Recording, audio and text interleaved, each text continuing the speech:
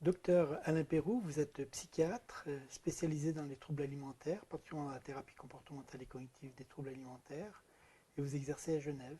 Oui, Je vais vous poser quelques questions sur l'anorexie mentale. volontiers. La première question, c'est les signes cliniques. Je crois qu'ils ont évolué ces derniers temps. Oui, euh, le signe principal quand même, qui est la maigreur, reste au centre des symptômes de cette maladie. C'est un maigrissement qu'on disait volontaire ou on disait un refus de s'alimenter, est désormais plutôt caractérisé par des comportements de restriction qui conduisent à une perte de poids non due à un trouble médical, bien sûr, pour des raisons psychologiques. Cette perte de poids, elle est plus ou moins codifiée. On sait qu'au-delà de 17 d'indice de masse corporelle, c'est-à-dire le poids divisé par la taille en mètres carrés, au-dessous de cette valeur, on est certain d'être dans l'anorexie mentale. Dans l'acception moderne, on estime qu'entre 17 et 18,5, ce diagnostic peut être porté, tout dépend de l'histoire du sujet et d'où il est parti.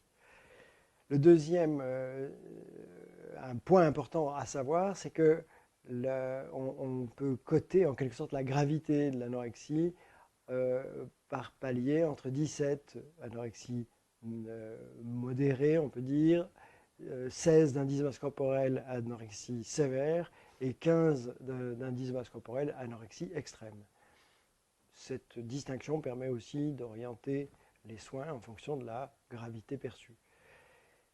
Ce symptôme est accompagné d'une incapacité à percevoir sa maigreur, et c'est un symptôme c'est un signe qui lui doit être présent. S'il n'est pas présent, on peut même mettre en doute le trouble alimentaire. Cette incapacité à percevoir sa maigreur est parfois extrêmement troublante. On voit des patientes se percevoir avec 20, 30 ou 40 kilos de plus dans les échelles d'évaluation des silhouettes. Donc effectivement, c'est un signe essentiel. Et il faut juste retenir que dans l'anorexie mentale, aujourd'hui, on a supprimé un symptôme qui était tellement important, semble-t-il, dans le passé, qui est l'aménorrhée, hein, c'est-à-dire l'absence de cycle menstruel régulier. Les raisons sont qu'on peut avoir des gens très amaigris, ayant un syndrome complet, qui gardent quand même leur cycle, et puis des personnes qui reconquièrent un poids normal dont les cycles ne reviennent pas. Alors on s'est dit plutôt que d'avoir des faux positifs ou des faux négatifs, ce symptôme a été supprimé, comme étant en tout cas peu explicite. Mais si on dit bien comportement de restriction, amaigrissement sévère et incapacité à percevoir sa maigreur, voilà probablement les 3 symptômes clés aujourd'hui retenus. Ça, c'est vraiment un point important. Ce que vous avez dit au début, c'est pour des raisons psychologiques. Oui. Restriction alimentaire pour des raisons psychologiques, parce que pendant des années, l'anorexie a eu une réputation de syndrome biologique.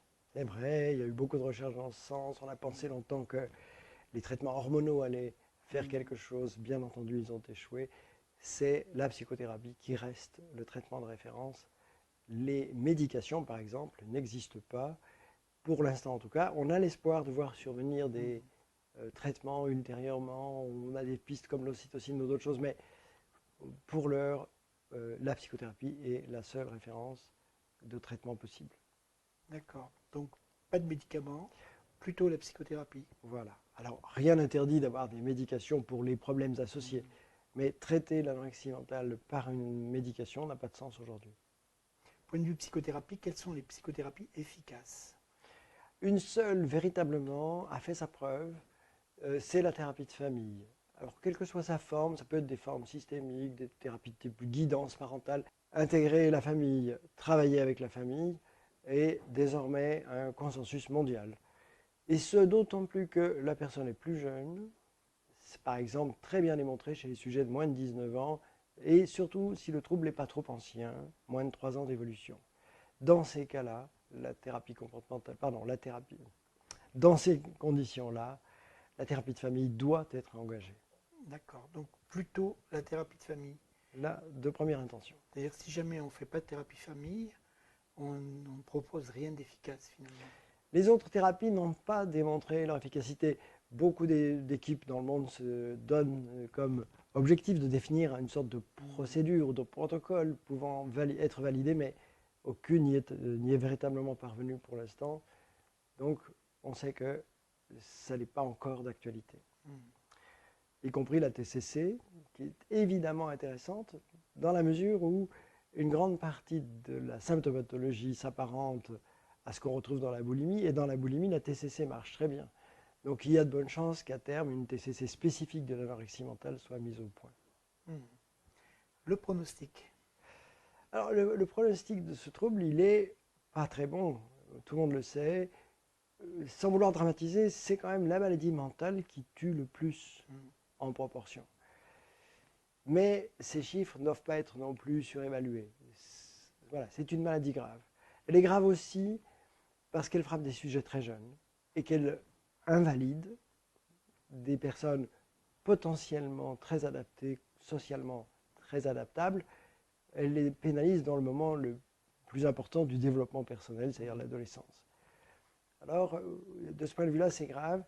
Le pronostic est malgré tout relativement bon si on regarde sur le long terme. Le taux de guérison, même si on ajoute les guérisons spontanées, c'est-à-dire sans traitement, le taux de guérison est supérieur à 60-70%, 70%. Et ces valeurs restent assez constantes dans le temps depuis les années 50. Donc, guérison possible, mais parfois à très long terme, et beaucoup de risques, au moins à certains stades de maigreur extrême de la maladie. D'accord, donc au niveau du pronostic, c'est une maladie dangereuse, c'est la maladie psychiatrique qui tue le plus. Oui. Le pronostic est plutôt bon si la prise en charge, particulièrement familiale, est faite. Mise en place. Est faite. Et même si s'il n'y a pas de mortalité, il peut y avoir des séquelles importantes. C'est précieux de le rappeler. 2 séquelles principalement.